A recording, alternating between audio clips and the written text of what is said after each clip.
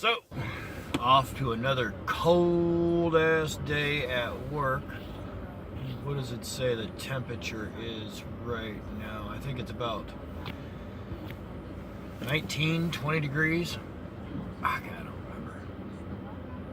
I know tomorrow, it's supposed to go somewhere near negative 20. Like, this is why you can't discuss climate change with people who live in Ohio. A week ago, it was 10 degrees. 2 days after that, it was 60 degrees. 2 days after that, it was back to fucking 10 degrees. Today, it's 20. Tomorrow, it's going to be negative 20. Man, you can't convince me in Ohio that it won't snow in June. I've watched the temperature drop 40 degrees in a single day in this fucked up state.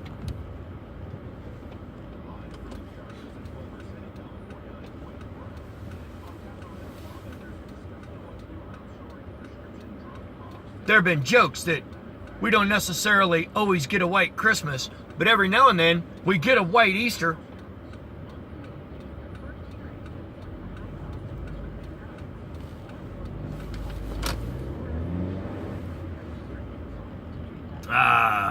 Humans and their inability to navigate through fucking traffic. Come on, guys, it's a green light.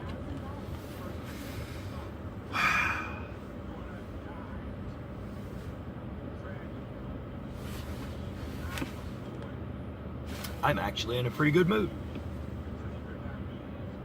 It's weird.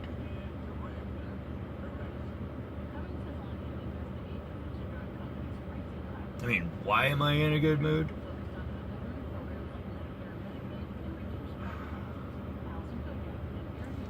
I had left off a hunt of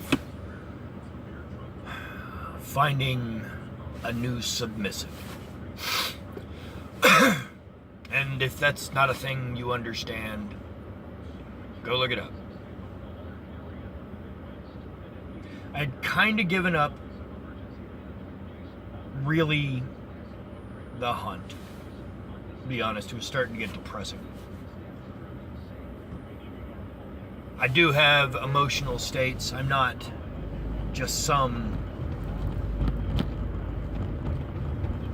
sex-driven asshole. Well, I mean, I am a sex-driven asshole, but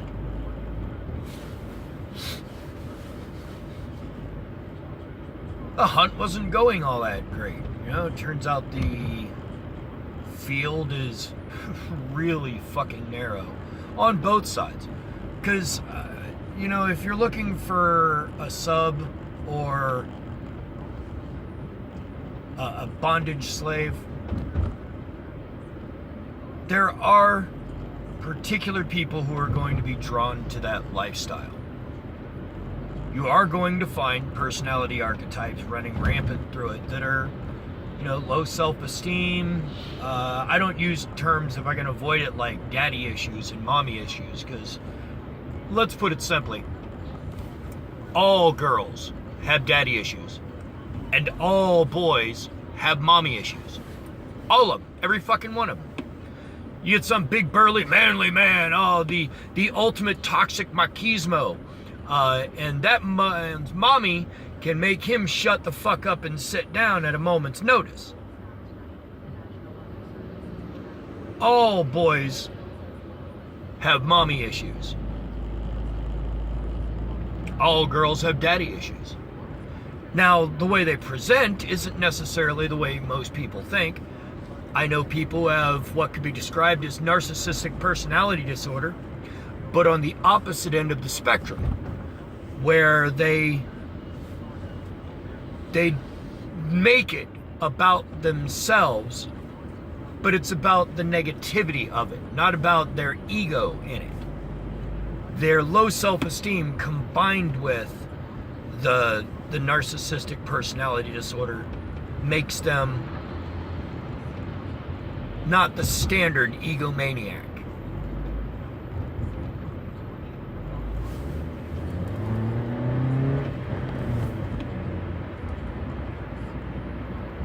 Slow people. and the speed limit's 35, why do 20? There's no one in the road in front of you. What the fuck are you doing?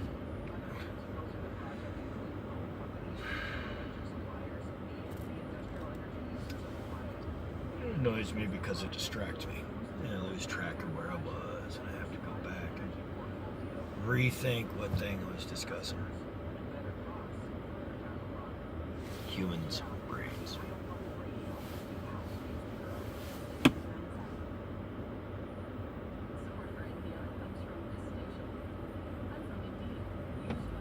It's cold, very cold.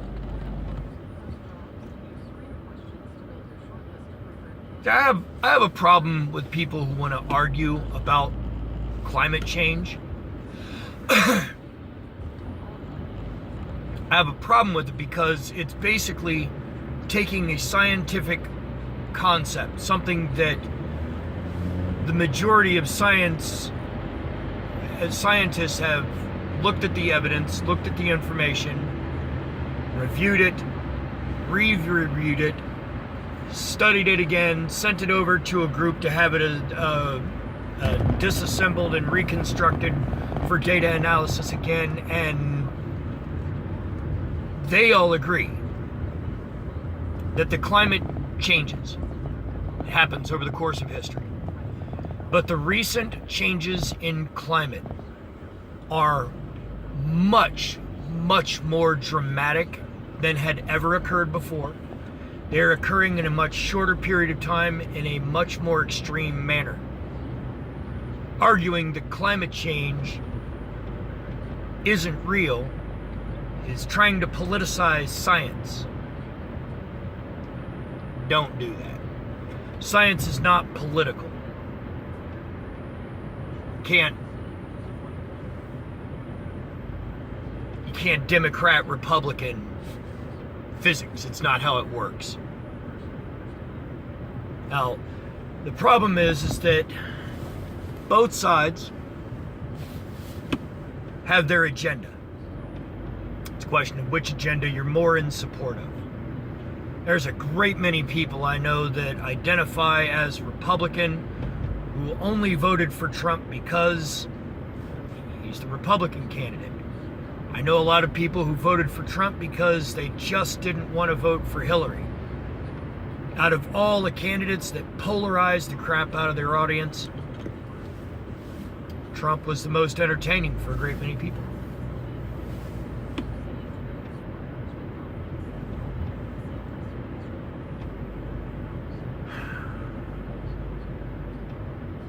Humans and their politics.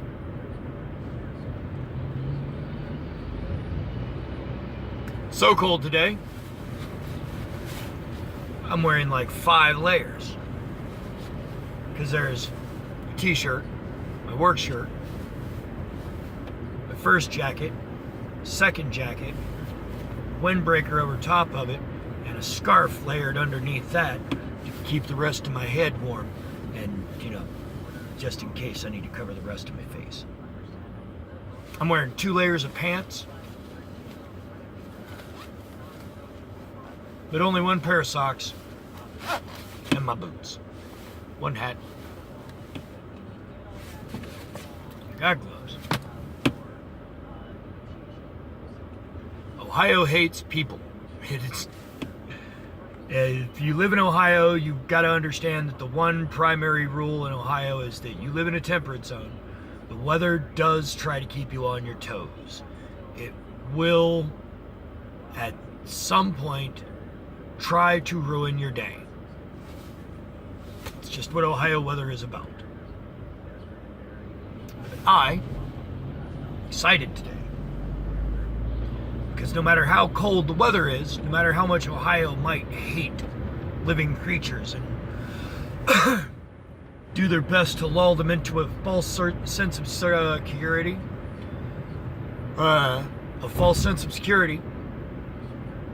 so that they're vulnerable, so it can murder them with cold and death, rain, sleet, snow.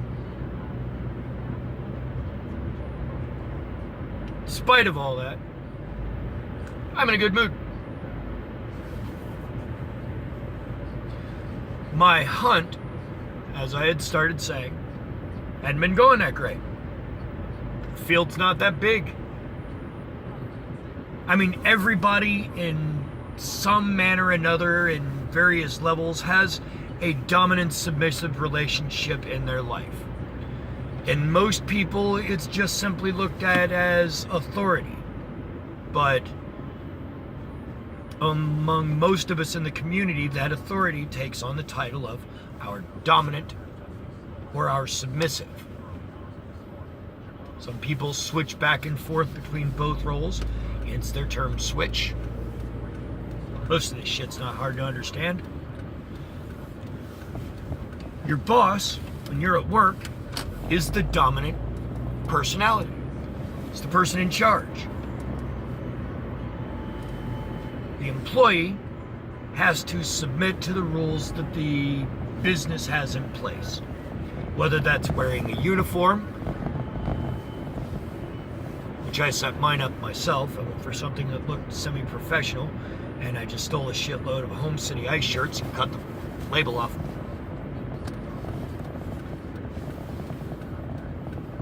Traffic laws, form of dominant submission. There are rules. Anytime there are rules in place that you have to follow, there is a certain amount of dominant submission going on. Now, there's a lot of people that are going to rebel against that mentality. When it comes down to it, out of my taxes every week, I pay the dominant personality in this nation, the federal government, a chunk of my wages. I submit to them an amount of money.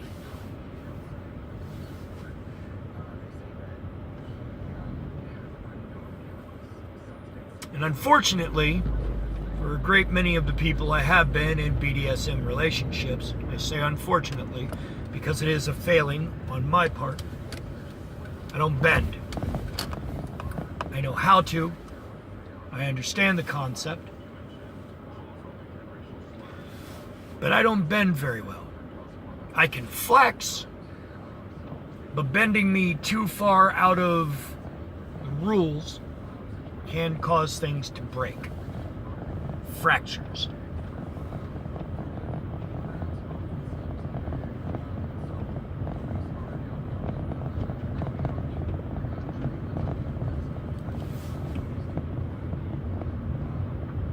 Then, somebody that I had actually noticed, that I had thought about messaging, but to be honest, I was just reaching a point of, I'd like to talk to them, but man, I'm tired of getting rejected every damn time I send somebody a message or just get no response back. This whole thing is really getting annoying.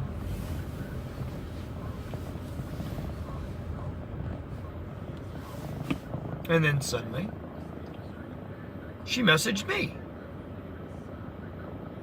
Well, hi. Now, we had talked briefly for a little bit before. We'd kind of been in contact for, I think, nearly a year.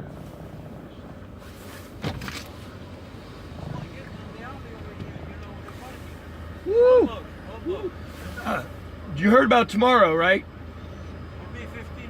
Like nearly 20 below, yeah. Oh yeah, it's going to start doing that tomorrow, so. Oh yeah, there's a couple spots of ice, but Ohio.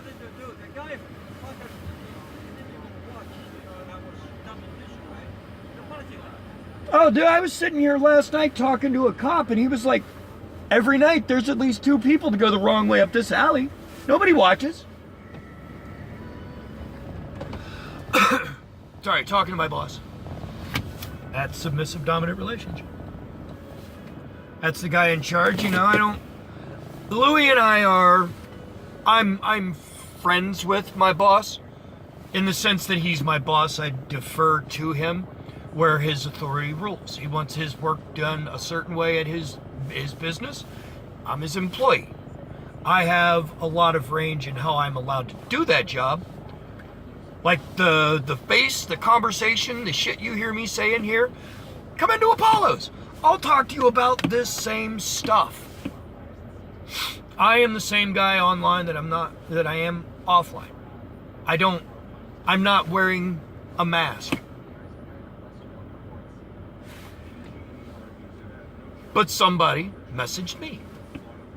So I'm in a great mood. Because she seems to be a personality that matches mine. I have my own issues. I'll fully admit I have so many issues. I've got subscriptions. I've got backdated magazines waiting to be filled with the issues I've got.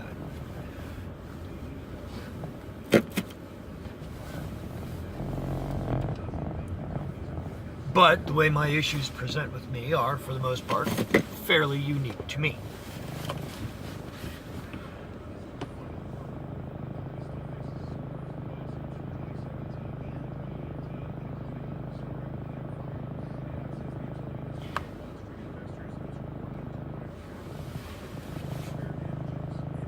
If you happen to be watching this, pretty girl, as soon as I saw your picture, as soon as I looked at your eyes, I knew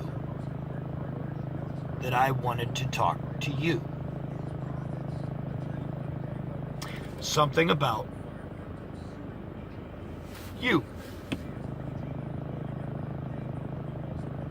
The moment I heard your voice, I made up my mind that I wanted to go further down our path with you.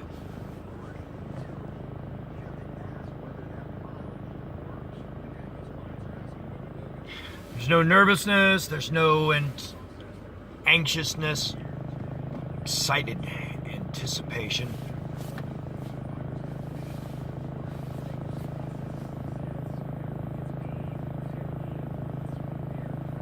So my hunt has come to a pause.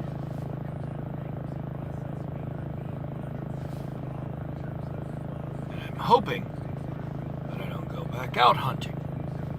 Because in the end, I'm not looking for a harem of subs.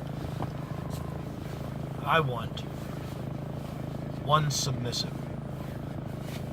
one collared pet that is mine. And that's not about jealousy or territorialism or possessiveness or any of that. Well, I mean, it is. But that's a thing that only really applies to my sub.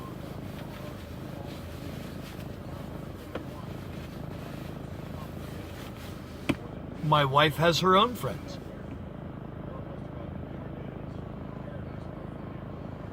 Excited.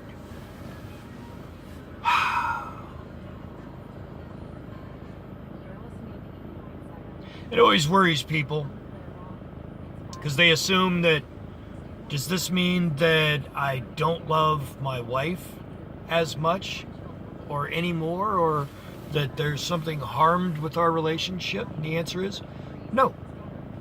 No, we've always been polyamorous. We don't believe that love is a bucket that you just take a cup out of at a time. We think of love as more a river that you can fill that bucket up with as much as you want. Love is not something you should limit or restrict or force to be focused on only one person. If you want to, absolutely. No one's telling you that the way you want to love is wrong. But you can't tell me mine is. Anyway, I gotta go in and get ready for work. Excited. Anyway, off to the grind.